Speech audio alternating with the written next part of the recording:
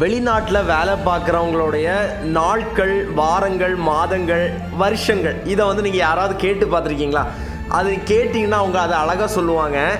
அழகாக மீன்ஸ் அதை எப்படி சொல்கிறது, அதில் எந்த ஒரு சேஞ்சஸுமே இருக்காதுங்க. 365 நாளும் ஒரே போல் இருக்கும். அவங்களுக்கு வந்து ஒரு டைம் டேபிள் ஃபிக்ஸ் பண்ண மாதிரி, காலையிலே எந்திரிக்கணும், சாப்பிடணும், கவரல் மாட்டணும், டியூட்டிக்கு போகணும்.